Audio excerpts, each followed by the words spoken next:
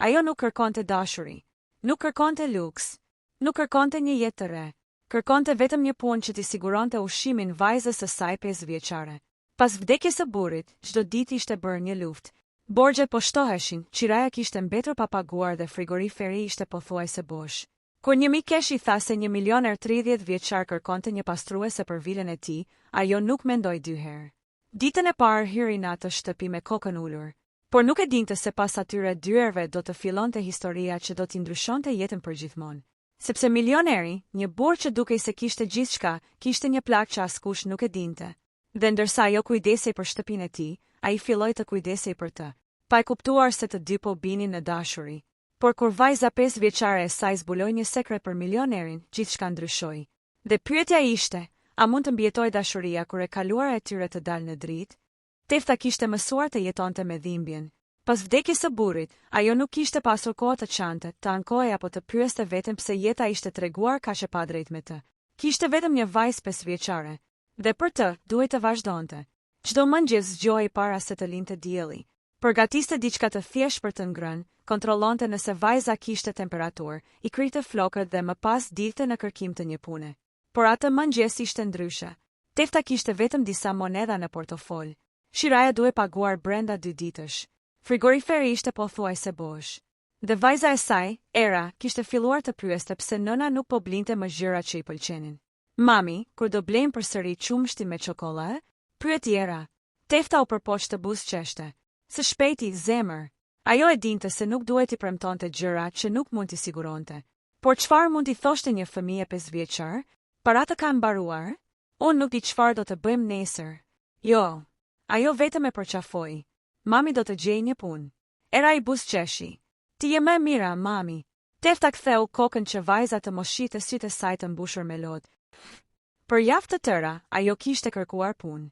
Kishte punuar më parë si pastruese në disa shtëpi, por pas lindjes së Erës kishte qëndruar në shtëpi për të kujdesur për të. Tani, pas vdekjes së burrit, I duhej të fillonte gjithçka nga zero. Një ditë, teksa po kthehej në lagje, një I shoqe e saj, Mirela, e ndaloi. Tefta u kthye. Mirela, po kërkon ende punë? Tefta tundi kokën.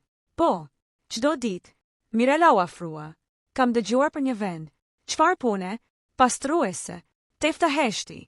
Ku? Mirela I dha një adres. Në një vilë private. Sa paguajnë? Mirela buzëqeshi. Shumë. Sa shumë? Mjaftueshëm që të mos shqetësohesh për qiran. Tefta e mori letrën. Kush jeton aty? Mirela uli zërin. 1 milioner. Tefta qeshi me hidhërim. Unë nuk kërkoj milioner. Kërkoj punë. Ai është rreth 30 vjeç. Tefta nuk I dha rëndësi. A ka nevojë për pastruese? Po. Atëherë do shkoj. Ajo nuk e dinte se ky vendim do të ndryshonte jetën e saj. Të nesërmen, Tefta mori Erën me vete dhe shkoi në adresën e vilës. Sa po zbriti nga autobusi, ajo mbeti pa fjalë. Vila ishte gjigante. Kishte një portë të lartë hekuri, një kopsht të madh dhe makina luksoze të parkuara përpara. Era e shikoi. Mami, a jeton një princesh këtu? Tefta buzëqeshi. Jo, zemër. Po kush? Një njeri shumë I pasur. Era mendoi pak. A është I mirë? Tefta qeshi. Nuk e di. Ajo mori frymë thellë dhe shtypi zilën. Pas pak sekondash, porta u hap. Një burr rreth të 60-tave doli për t'i pritur. Zonjë Tefta. Po. Hyni. Tefta mbajti dorën e Erës. Vajza ime është me mua. Shpresoj të mos jetë problem. Nuk është. Ata hynë. Brenda gjithçka ishte e përsosur. Dyshe me mermeri. Lambadar të mëdhenj. Piktura në mure. Mobilje të shtrenjta. Por Tefta nuk u impresionua. Ajo mendonte vetëm për pagën. Pas pak dëgjoi hapa. Një burr zbriti nga shkallët. Ishte rreth 30 vjeç. I gjatë, elegant dhe shumë serioz. Tefta e pa për herë të parë. Ai ishte Danieli, milioneri që jetonte vetëm në atë vilë. Danieli ndaloi kur pa Teftën. Pastaj pa Erën. Ju jeni Tefta? Po. Unë jam Danieli. Përshëndetje. Ai I dha dorën. Pastaj u përkul pak drejt Erës. Si quhesh? Vajza u fsheh pas nënës. Era. Danieli buzëqeshi. Emër I bukur. Tefta vuri re diçka të çuditshme. Edhe pse dukej shumë I pasur, Danieli nuk sillej me arrogancë. Më kanë thënë se keni punuar si pastruese. Po. Mund të filloni menjëherë? Tefta nuk hezitoi. Po. Paga është kjo. Ai I tha shumën. Tefta u shtang. Ishte pothuajse dyfishi i asaj që kishte shpresuar. E pranoni? Po. Danieli e pa. Atëherë mund të filloni sot. Tefta ndjeu sikur më në fund kishte marrë frym pas shumë muajsh. Faleminderit. Danieli tundi kokën. Vetëm një gjë. Po? Ka një dhomë me katin e dytë, ku nuk dua të hyjë askush. E kuptova. As ju. Pa tjetër. Tefta nuk kishte ndërmend ta shikelte rregullin. Ajo kishte ardhur për punë. Jo për të zbuluar sekretet e 1 milioneri. Ditët e para kaluan qetë. Tefta punonte nga mëngjesi deri pas dite. Era rinte në një dhomë të vogël me lodra, kur nuk ishte në kopsht. Danieli ishte shpesh larg, por kur ishte në shtëpi, gjithmonë gjente pak kohë për erën. Një ditë ai i solli një libër. Për ty. Era e mori me emocion. Faleminderit. Tefta e pa. Nuk ka nevojë ti blesh gjëra. Është vetëm një libër. Përsëri. Danieli buzëqeshi. Më pëlqen kur fëmijët lexojnë. Tefta nuk foli. Ajo po fillonte të shite një anë tjetër të tij. Një anë që nuk e priste. Një mbrëmje, Tefta po pastronte kuzhinën. Danieli hyri. A keni mbaruar? Po thuajse. Ajo ul. Tefta vazhdoi punën. Pas pak, Danieli tha. Si është të rrisësh një fëmijë vetëm? Dora e Teftës ndaloi. E vështirë. Burri juaj. Ajo uli syt. Ka vdekur. Danieli heshti. Më vjen keq. Faleminderit. Ai nuk e pyeti më. Dhe kjo e bëri Teftën ta vlerësonte. Nuk e shtiu të fliste. Nuk e trajtoi me keqardhje. Vetëm qëndroi aty. Pas disa minutash, Tefta pyeti. Po ju? Çfarë? Pse jetoni vetëm? Danieli buzëqeshi hidhur. Sepse njerëzit që më rrethojnë zakonisht duan diçka nga unë. Tefta e pa. Unë dua vetëm pagën time. Danieli qeshi. Ishte hera e parë që Tefta e dëgjoi të qeshte. E vlerësoi sinqeritetin. Tefta buzëqeshi. Dhe në atë moment ndodhi diçka e vogël, por e rëndësishme. Të dy u pa në sy për pak më gjatë se ç'duhej. Tefta uli syt. Danieli gjithashtu. Asnjëri nuk tha asgjë, por diçka kishte filluar. Javët kaluan. Tefta filloi të ndjehej më mirë në atë shtëpi. Paga i kishte shpëtuar nga borxhet. Era kishte gjithçka që i duhej, por kishte edhe një problem. Tefta po fillonte të ndjente diçka për Danielin. Nuk donte ta pranonte. Ai ishte punëdhënësi i saj. Ajo ishte një grua e ve me një fëmijë. Ata vinin nga 2 botë krejtësisht të ndryshme, por zemra nuk pyeste për pasurinë. Një ditë, Tefta po pastronte oborrin kur rëshiti. Danieli ishte aty. Ai e kapi për krahu. Je mirë? Po. Por duart e tyre mbetën të lidhura për disa sekonda. Tefta e tërhoqi dorën. Faleminderit. Danieli e pa. Gjithmonë. Një natë, era kishte temperaturë. Tefta u friksua. Ajo nuk ishte makinë dhe ishte shumë vonë. Danieli e pa në korridor me vajzën në krah. Çfarë ka? Ka temperaturë. Pa menduar 2 herë, Danieli mori çelësat e makinës. Shkojmë te mjeku. Jo, nuk dua t'ju shqetësoj. Tefta. Ai e pa seriozisht. Është fëmijë. Nuk ka kohë për diskutime. Ata u nisën. Gjatë rrugës, Tefta mbante erën në krah. Danieli ngiste makinën. Në atë moment, Tefta e kuptoi se nuk po e shite më vetëm si milionerin që e kishte punësuar. Po shite një burr që po kujdesi për vajzën e saj. Dhe kjo e preku thellë. Pas kontrollit, mjeku tha se nuk ishte diçka serioze. Tefta mori frymë me lehtësuar. Kur dolën, ajo u kthye nga Danieli. Nuk do ta harroj kur atë që bëre. Nuk bëra asgjë. Bëre shumë. Danieli e pa në sy. Ti dhe Era nuk jeni më thjesht njerëz që punojnë në shtëpinë time. Tefta mbeti pa fjalë. Çfarë jemi atëherë? Danieli u afrua. Njerëz që kanë filluar të kenë rëndësi për mua. Zemra e Teftës rrahu fort. Ajo nuk dinte çfarë të thoshte. Por para se të mund të përgjigjej, telefoni i Danielit ra. Ai pa ekranin. Fytyra ju ndryshua menjëherë. Kush është? Pyeti Tefta. Danieli nuk u përgjigj. Vetëm tha. Duhet të kthehemi. Por Tefta pa emrin në ekran. Sara. Dhe nga mënyra se si Danieli e shikonte telefonin, Tefta e kuptoi se kjo grua nuk ishte një telefonate zakonshme. Ajo nuk e dinte ende se Sara do të sillte lajmin që do ta vinte dashurinë e tyre përballë provës më të madhe, sepse Danieli kishte një sekret, dhe ai sekret lidhej me një martesë që duhet të ndodhte shumë shpejt. Telefonata e Sarës nuk zgjati më shumë se 2 minuta, por mjaftoi për të ndryshuar humorin e Danielit.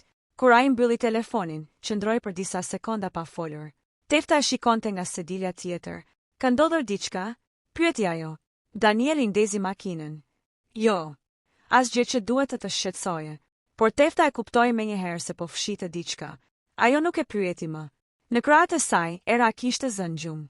Dhe për disa minuta, në makinë bizotëroi heshtja, por në mendjen e Teftës kishte vetëm një pyetje. Kush ishte Sara? Të nesërme në mëngjes, Tefta u kthye në vile. Danieli ishte tashmë në zyrë. Ajo u përpoq të sillej normalisht. Nuk donte të dukej xheloze. Në fund të fundit, ajo nuk ishte gruaja e tij. Madje, nuk ishte as e dashura e tij. Ishte vetëm pastruesja, por zemra e saj nuk e pranonte këtë. Në orën 10, një makinë luksoze ndaloi para vilës. Nga makina zbriti një grua elegante. Ajo ishte rreth të 30-tave, e veshur me një kostum të shtrenjtë dhe mbante një çantë që kushtonte më shumë se gjithçka që Tefta kishte në shtëpi. Gruaja hyri pa trokitur. Danieli është këtu? Tefta e pa.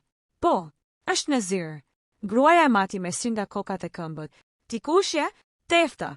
Çfarë bën këtu? Tefta heshti një çast. Punoj këtu. Gruaja buzë që shiftohet. Vetëm një fjalë, por mënyra se si e tha e bëri Teftën të ndjejë e vogël. Unë jam Sara. Tefta nuk tha asgjë. Sara u drejtua drejt zyrës, por para se të largohej u kthye. Mos u afro shumë me Danielin. Tefta mbeti e shtangur. Më falni, Sara buzëqeshi. E dëgjove. Pastaj hyri në zyrë. Tefta qëndroi aty. Nuk dinte nëse duhet të ndjejë zemëruar apo e turpëruar. Pas pak minutash dëgjoi zërat e tyre. Pse erdhe? Sepse nuk po më përgjigjesh. Nuk kam asgjë për të thënë. Ke shumë për të më thënë. Sara. Babai yt e la shumë të qartë.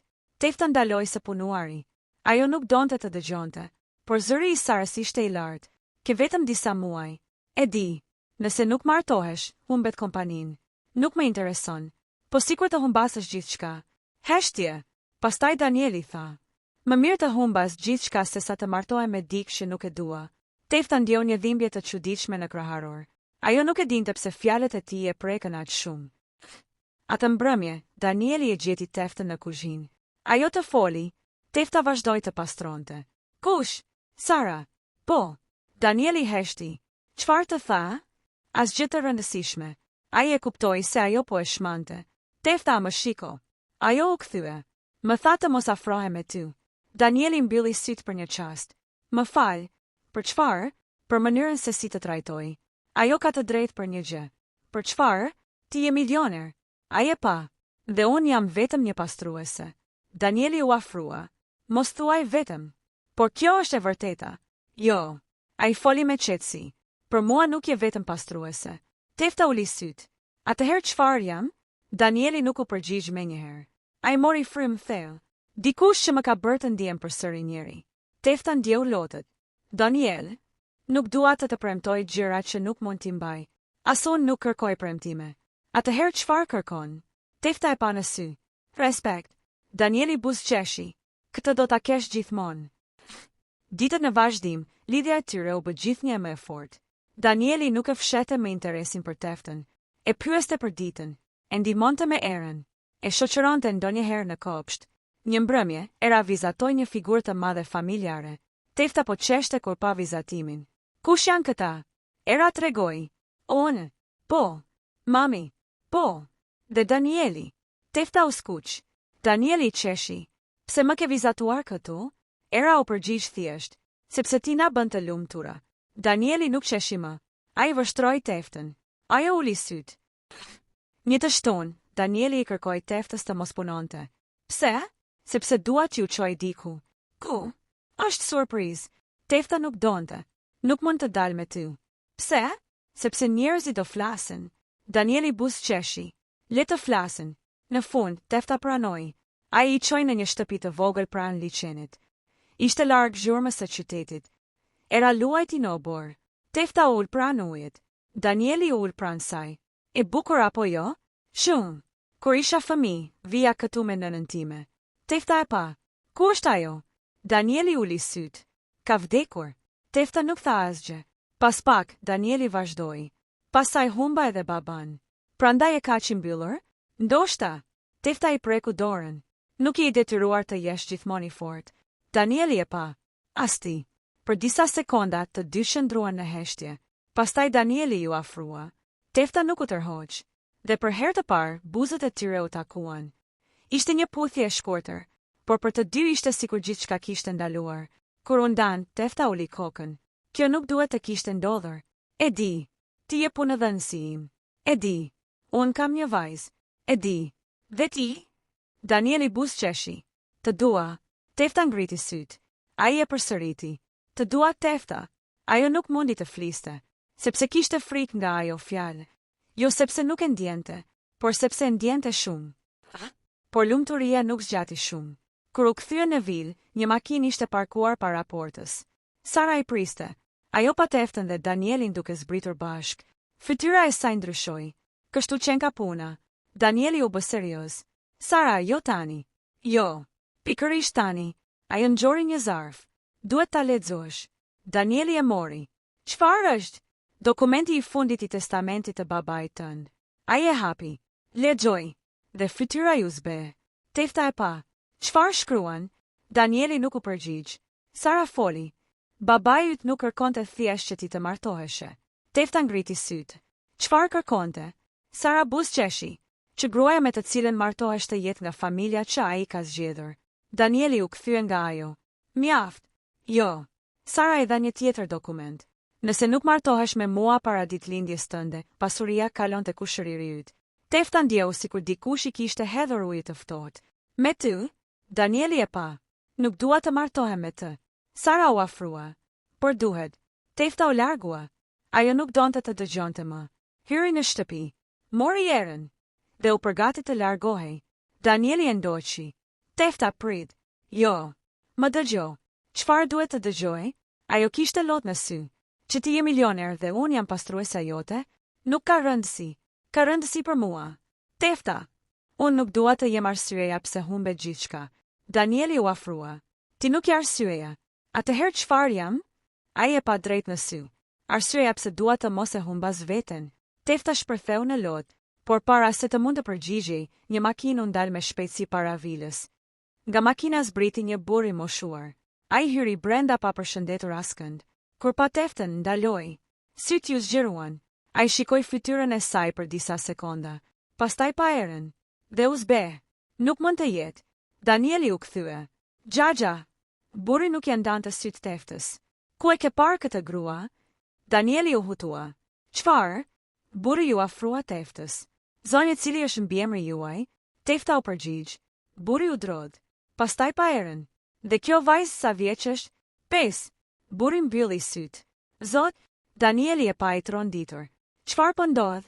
Burri nxori nga xhepi një fotografi të vjetër. E vendosi përpara Teftës. Ajo e mori. Në fotografi ishte një grua e re. Në krah kishte një foshnjë. Tefta e njohu menjëherë gruan. Ishte nëna e saj, por foshnja ishte babai i Danielit. Tefta mbeti pa fjalë.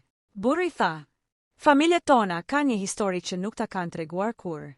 Danieli e pa. Çfarë historie? Burri heshti. Pastaj tha fjalë që do të ndryshonin gjithçka. Tefta nuk hyri rastësisht në këtë shtëpi. Danieli u kthye nga Tefta. Çfarë do të thotë kjo? Tefta nuk dinte çfarë të thoshte, por burri vazhdoi. Babai të dinte se një ditë ajo do të vinte këtu. Dhe atëherë Danieli kuptoi se punësimi i Teftës mund të mos kishte qenë as pak një rastësi. Dikush e kishte sjell atë në atë shtëpi me qëllim. Por kush? Dhe pse? Tefta qëndroi e ngrirë. Fjalët e burrit vazhdonin të jehonin në mendje. Babai të dinte se një ditë ajo do të vinte këtu. Danieli e shikonte i hutuar. Xhaxha, shpjegoje. Burri mori frym thellë. Babai yt, para se të vdiste, më kërkoi të ruaja një sekret. Çfarë sekreti? Ai pa Teftën.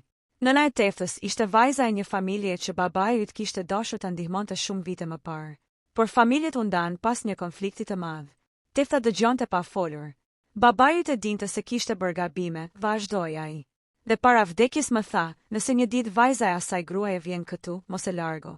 Ndihmoje. Danieli uli kokën. Pra ti e punësove Teftën? Burri tundi kokën. Po. Tefta u trondet. Jo? Po. Unë i thash Danielit se kishte nevojë për një pastruese, por nuk i tregova kush ishe. Danieli u kthye nga Tefta. Pra ti nuk erdhe këtu rastësisht. Tefta uli syt. Unë nuk dija asgjë. E besoj. Ai ju afrua. Tani e kuptoj pse kur të pash për herë të parë, pata atë ndjesinë e çuditshme. Tefta fshiu lotët. Unë erdha vetëm për të gjetur një punë. Danieli buzëqeshi me trishtim. Dhe gjete diçka tjetër. Tefta e pa. Po. Por kishte ende një problem. Sara. Ajo kishte dëgjuar gjithçka. Kjo nuk ndryshon testamentin, tha ajo. Danieli ende duhet të martohet. Danieli u kthye. Jo. Çfarë do të thuash? Nuk do të martohem me ty. Sara qeshi. Atëherë humbet kompanin. Danieli heshti. Për disa sekonda, të gjithë menduan se do të dorëzohej. Por ai mori dokumentet e testamentit dhe i vendosi mbi tavolinë. Nëse për të ruajtur pasurinë duhet të shes jetën time, atëherë nuk më duhet ajo pasuri. Sara mbeti pa fjalë. Po flet seriozisht, për herë të parë në jetën time. Ai e mori dorën e teftës. Kam kaluar gjithë jetën duke u përpjekur të jem ai që donte babai im, por tani dua të jem vetvetja. Sara pa dorën e tyre. Do pendohesh? Danieli tundi kokën. Ndoshta, por nuk do të pendohem që zgjodha dashurinë. Sara u largua. Ditët që pasuan nuk ishin të lehta. Danieli humbi një pjesë të madhe të pasurisë. Disa ortak u larguan. Disa njerëz që dikur e quanin mik, nuk e telefonuan më, por ai nuk u ankua. Për herë të parë në jetën e tij, nuk kishte më frikë të humbiste para, sepse kishte fituar diçka tjetër, një familje. Tefta vazhdoi të punonte edhe për disa kohë, derisa një ditë Danieli i tha: "Nuk dua të punosh më si pastruese." Tefta u habit. "Pse?" "Sepse dua të ndërtosh diçka tënden." "Çfarë?" Danieli i tregoi një dokument. Ishte kontrata për një biznes të vogël pastrimi. "Ti e di këtë punë më mirë se kushdo. Do të kesh kompaninë tënde." Tefta filloi të çante. "Daniel, nuk mund ta pranoj. Nuk po ta jap, po të ndihmoj ta fillosh." "Po sikur të dështoj." Danieli buzëqeshi. "Atëherë do ta provojmë përsëri." Një vit më vonë, gjithçka kishte ndryshuar. Kompania e teftës ishte rritur. Ajo kishte punësuar gra të tjera që, ashtu si ajo dikur, kishin nevojë për një mundësi. Era kishte filluar shkollën. Dhe Danieli, ai nuk ishte më i njëjti burr. Nuk jetonte më vetëm. Nuk darkonte më vetëm. Në shtëpinë e tij kishte zëra fëmijësh, të qeshura dhe një grua që e priste në mbrëmje. Një ditë, Danieli mori teftën dhe erën pranë liçenit ku kishin shkuar për herë të parë. Era po luante larg tyre. Danieli u ul pranë teftës. "E mban mend ditën kur erdhe për punë?" Tefta qeshi. "Si mund ta harroj? Ti erdhe këtu për një pagë." "Po. Dhe unë mendova se po punësoja një pastruese." Tefta e pa. "Po çfarë ngjete?" Danieli mori dorën e saj. "Gruan që më ndryshoi jetën." Tefta buzëqeshi. "Edhe unë gjeta diçka." "Çfarë?" "Një burr që nuk më pasi një grua të varfër." Danieli e puthi në ball. "Sepse nuk e qenë kurrë e varfër." "Jo? Jo. Ke pasur diçka që shumë milionerë nuk e kanë." "Çfarë?" "Zemër." Disa muaj më vonë, Danieli organizoi një darkë të vogël. Tefta mendoi se ishte thjesht një mbrëmje familjare, por kur doli në kopsht, pa drita të vogla të varura në përpem. Era vrapoi drejt saj. "Mami, çfarë ka?" "Shiko." Në mes të kopshtit ishte Danieli. Ai u afrua. Në dorë mbante një kuti të vogël. Tefta filloi të kuptonte. "Daniel?" Ai u ul në gjunjë. "Tefta, kur të takova, ti nuk kërkove asgjë nga unë." Ajo kishte lot në sy. "Ti kërkove vetëm një punë për të ushqyer vajzën tënde." Ai hapi kutin. "Por ti më dhe diçka që asnjë pasuri nuk mund ta blejë." "Tefta çau. Më dhe një familje." Ai zgjati dorën. "A do të bëhesh gruaja ime?" Tefta nuk foli për disa sekonda. Pastaj buzëqeshi me slotëve. "Po." Era filloi të duart rokiste. Danieli u ngrit dhe e përqafoi teftën. Një vit më pas, ata u martuan. Ceremonia ishte e thjeshtë, pa gazetar, pa luks të tepruar. Vetëm njerëzit që i donin vërtet. Kur Tefta hyri në sallë, era ishte pranë saj. Danieli e priste në fund. Ai nuk shikonte fustanin, nuk shikonte sallën, nuk shikonte të ftuarit. Shikonte vetëm Teftën, gruan që kishte hyrë në jetën e tij si një pastruese, dhe ishte bërë dashuria e jetës së tij. Pas ceremonisë, era ju afrua Danielit. "Tani e babai im vërtet?" Danieli u ul në gjunjë. "Nëse ti më lejon." Era e përqafoi. "Të kam lejuar që kur më bleve librin." Danieli qeshi. Tefta i shikonte nga larg me lot në sy. Dhe në atë moment kuptoi diçka. Ndonjëherë jeta të merr gjithçka që mendon se të duhet, vetëm për të çuar drejt asaj që ke pasur gjithmonë nevojë. Tefta kishte humbur burrin, kishte humbur sigurinë, kishte kaluar ne pa ditur nëse do të kishte ushqim të nesërmen, por nuk kishte humbur shpresën. Dhe një ditë, kur ishte më e dëshpëruar se kur, Ajo trokiti në derën e një milioneri për të kërkuar një punë. Nuk e dinte se pas asaj dere nuk do të gjente vetëm një punë. Do të gjente dashurinë, do të gjente një familje, dhe mbi të gjitha, do të gjente një burr që e deshi jo për atë që kishte, por për atë që ishte. Dhe kështu, gruaja që dikur hynte në atë vil me një lec pastrimi në dorë, një vajzë 5 vjeçare pranë saj dhe vetëm disa monedha në xhep, u largua prej saj me kokën lart, jo si pastruese, jo si gruaja e varfër që kishte nevojë për ndihmë, por si gruaja që kishte fituar zemrën e një milioneri, sepse dashuria e vërtet nuk pyet sa ke në bank, pyet sa ke në zemër.